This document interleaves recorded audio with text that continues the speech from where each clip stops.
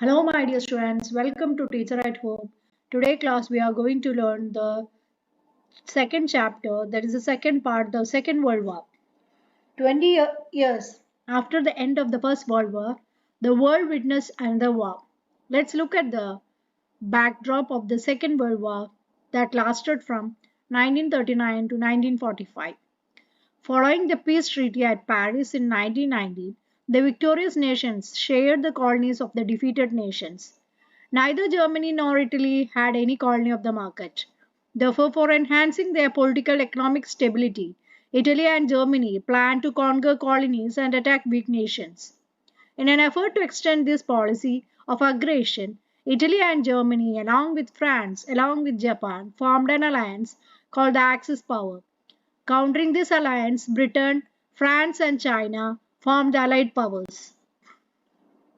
Axis powers Germany, Italy, and Japan, Allied powers England, France, and China. Munich Pact. Munich Pact can be cited as the best example of the policy of appeasement. Hitler put forward the claims over the prosperous Sudetenland region of Czechoslovakia to discuss the issue. The representatives of Britain, France, Germany, and Italy met in the German city of Munich. They approved the claim of Germany over Sudetenland without consulting Czechoslovakia.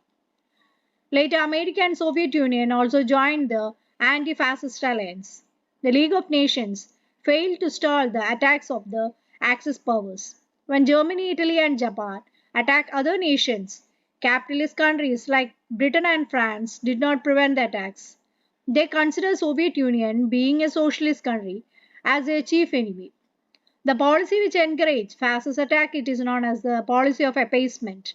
On 1st September 1939, Germany attacked Poland. This prompted the Allied nations to declare war against Germany that ultimately resulted in the outbreak of the Second World War. Non-Aggression Pact. In 1939, Germany signed a non-aggression pact with Soviet Union. According to this pact, both the countries agreed not to attack each other and to partition Poland. However, the pact came to an end when Hitler attacked the Soviet Union in 1941. Given below are some of the outcomes of the First World War. Discuss how they resulted in the Second World War. Treaty of Versailles, formation of the League of Nations, emergence of fascism and Nazism. Effects of war. Entry of Soviet Union and America changed with the complexion of the Second World War. Italy and Germany could not withstand the attack and surrendered immediately. Mussolini was killed by the local partitions. Hitler committed suicide. The Soviet army moved towards Japan through Trans-Siberia, but before it could reach Japan, the United States of America dropped the two atom bombs in Japan, Little Boy in Hiroshima on 6th August 1945 and a Fat Man in Nagasaki on 9th August. Soon Japan surrendered. 1941, Japan attacked Pearl Harbor, the American naval base in the islands of Hawaii. What prompted Japan was the economic interest of these countries in the Pacific region. This directly resulted in the American entry of the Second World War. Atom bomb explosion, a clock that stopped at the monument of bombing Hiroshima after bombing. Given are the pictures related to the atomic bombing in Japan. Far-reaching consequences of Second World War are given below. Over 10 million people died. Economic system of European countries was destroyed. European dominance in world diminished.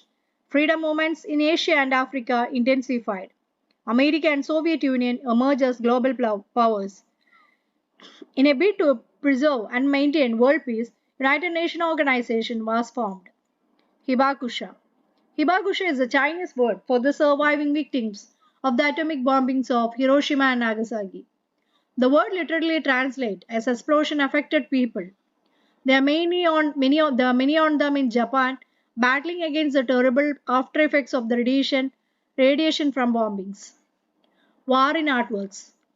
Pablo Picasso's famous painting, Guernica, and Ernest Hemingway's novel For Whom the Bell Tolls are considered as an artistic outburst towards the Second World War.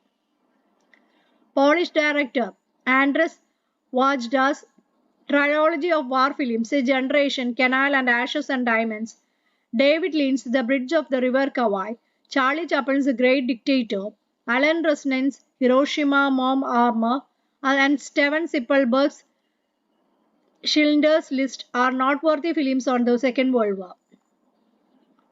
UN emblem. On the Wings of Peace. Do you deserve this day in your school? What is the significance of the day? October 24 is observed as the World United Nations Day. Although the League of Nations was established following the First World War, it failed to maintain world peace. After the Second World War, efforts were taken to set up an organization for preserving global peace. This resulted in the establishment of the United Nations Organization on 24th October 1945. Headquarters of the UN is the New York, United States of America.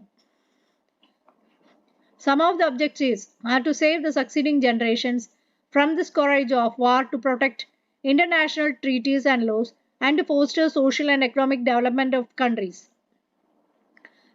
Sadako. Sadako Suzuki, a Japanese girl, was a victim of the radiation from atomic bombing at Hiroshima. Paper cranes she made when bedridden became the symbol of anti-war feeling. War affects both innocent and culprits. Prepare a note on the lessons. Colonies become free. Post-Second World War, dominance of imperial powers was questioned. European countries could not suppress the intensified nationalist movement in colonies.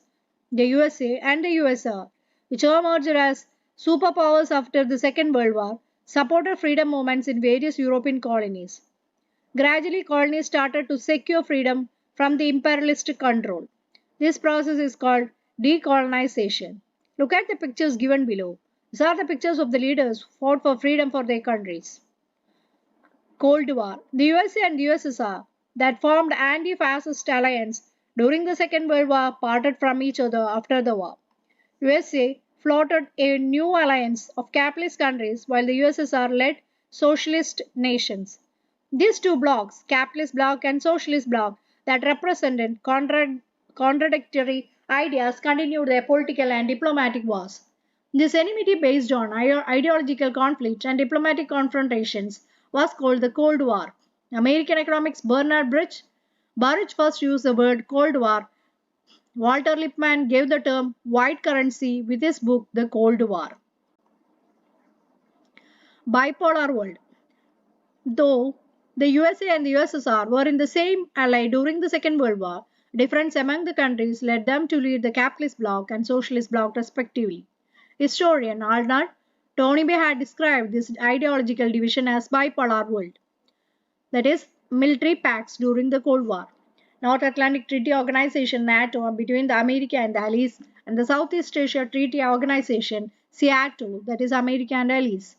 Central Treaty Organization CENTO, America and Allies. Warsaw Pact, that is Soviet Union and Allies. Non-aligned movement and alternative to bipolar blocs. These are the pictures of the leaders who introduced the concept of non-alignment in lieu of the capitalist bloc and the socialist bloc. Jawaharlal Nehru, India.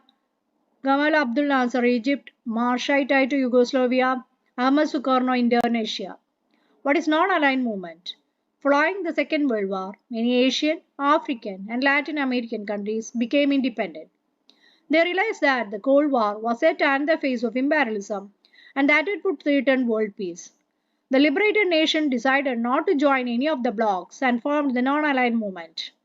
They understood that the rise of superpowers for weapons and stronger military force would pose harm to them. They realized that only a world stands wars and conflicts accelerates economic and social development. The idea of the non-aligned movement was mooted at the meeting held Bandung in Indonesia in 1955. The first conference of the non-aligned countries was held in Belgrade in 1961. Non-aligned doesn't mean to keep aloof from world affairs. Rather, it is to face many issues we confront. Jawaharlal Nehru said, indicating the objectives of the movement. West Asia. Today I am bearing an olive branch in one hand and the freedom fighter's gun in the other. Don't let the olive leaves fall from my hand. This is an extract from the speech delivered by the chairman of the Palestine Liberation Organization, Yasser Arafat, in the UN Assembly in 1974. What would be the circumstances that prompted him to deliver such a speech? Until the First World War, the territory including Palestine was part of the Turkish Empire. As Turkey was defeated in the war, Britain took over the region. Since the Jews helped Britain in the war, then the British Foreign Secretary or the Balfour declared the establishment of a Jewish nation in West Asia as a reward. It is known as the Balfour Declaration. Zionism is an international movement with an objective of the establishment of a homeland for the Jews. We have already discussed the assault and cruelty of Hitler towards the Jews. This intensified the demand of separate Jewish state. 1948, the nation Israel was formed. Consequently, many wars broke out between Israel and the Arab nations. Israel seized Palestine, expelling the Palestinians from their homeland. These Palestinian refugees migrated to various Arab countries. In this context, with an objective of establishing a nation for the Palestine, a movement called Palestine Liberation Organization PLO was formed with Yasser Arafat as the president. After a series of bloodsheds and massacres, Israel agreed in principle to recognize Palestine as a free nation. This agreement, mediated by the US, is called the Oslo Pact 1993, but the provisions of the pact are yet to be implemented. Oil as a political weapon. West Asia holds half of the world's total oil reserves. Following the Arab-Israel War, an organization, that is of petroleum exporting countries, OPEC, of oil exporting countries, was formed. Arab nations used oil export as a strategy to resolve Palestine issue. They executed this strategy by reducing oil production and hiking the price. Zionism, an international movement to establish a Jewish state. The idea of establishing a Jewish homeland was first mooted by the writer Theodor Herzl. He proposed his idea of Jewish homeland in this book, Jewish State. Disintegration of the Soviet Union. Disintegration of the Soviet Union is one of the significant events in the last decade of the 20th century. Let's see what led to the disintegration of Soviet Union. Administrative measures of Mikhail Gorbachev, glasnost and perestroika, deviation from the basic principles of socialism, corruption and inefficiency of the bureaucracy, failure in bringing about changes in economic sector. With the resignation of Gorbachev as president in 1991, Soviet Union formally ceased to exist. Naturally, this ended Cold War. Disintegration of the Soviet Union had a wide impact on international relations. A unipolar world has merged under the leadership of the USA in the place of bipolar one. Glasnost and perestroika were Mikhail Gorbachev's two administrative reforms in Soviet Union. Glasnost was to implement openness in political processes. Accordingly, a regulation on media and civil rights was taken off. Perestroika was implemented to restructure an economic system of Soviet Union. Perestroika called for ending the price controls on production sector established by the government and abating centralization. Unipolar world, American dominance. America emerged as a global power and center of world politics following the disintegration of Soviet Union. It is called unipolar world order. Several strategies were adopted by America to establish a dominance over the world. Let's see what they are. Utilizing international agencies, America provided financial and military aids to countries of the world, extended military alliances, media were used to promote America's vested interests. Gulf War. Gulf War of 1991 and 2003 were two important events that post-World War II period witnessed. The war broke out following the invasion of Saddam Hussein, ruler of Iraq, on Kuwait. The military alliance of America and Britain attacked Iraq and emancipated Kuwait. The war was the outbreak of the disputes over dominance on regulating petroleum products. It was America's imperialist policy that paved the way for the Gulf War.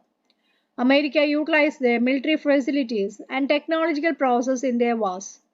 However, movements have taken roots in different parts of the world to protest against the supremacy of America. Neo-imperialism. In the post-war period, a new kind of imperialism emerged.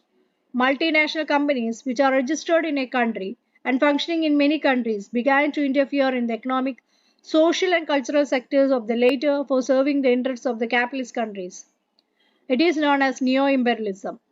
Multinational companies competed with one another to control the resources and assets of the third world countries.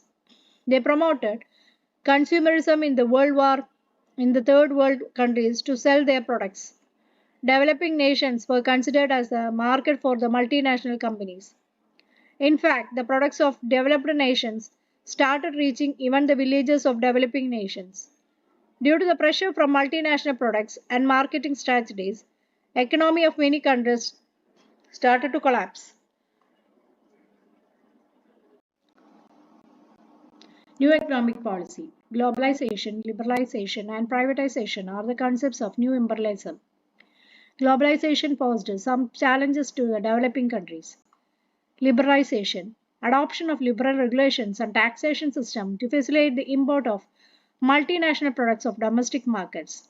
Privatization, privatization of public sector undertaking in an attempt to promote private sector. Globalization, economic system of the country linked to global economy. Interests and motives of the multinational companies protected competition driven market came into existence. Border flow of products, services, raw materials, capital, latest technology, and human resources facilitated. International organizations such as the World Bank, International Monetary Fund, World Trade Organization, etc., are devising and executing various policies in favor of globalization. Globalization opened up many opportunities and possibilities around the world. Transfer of goods, products, and services beyond boundaries, and the dissemination of the information technology shaped the concept of global village. However, globalization posed some challenges to the developing countries. Intervention of multinational companies challenged the concept of nation state, led to the destruction of indigenous culture, price of agriculture products plunged, public sector undertakings were destroyed, government withdrew some from social service sectors, natural resources were looted. We have discussed how various incidents and events during the 20th century in different parts of the world influence the history of the world. The circumstances that lead to the beginning of imperialism, the challenges faced by imperialism, and the impact of imperialism had a crucial role in shaping the history of the 20th century. First World War led to Triple Alliance and Triple Entity, Fascism and Nazism, Benito Mussolini and Adolf Hitler. The Second World War, Axis powers, Allied powers, Post-World War, United Nations Organization, Cold War, liberalization of Asian and African countries, non-aligned movement, neo-imperialism. So that's all about this chapter. If you're interested, please do like, share and subscribe my channel. Okay, thank you.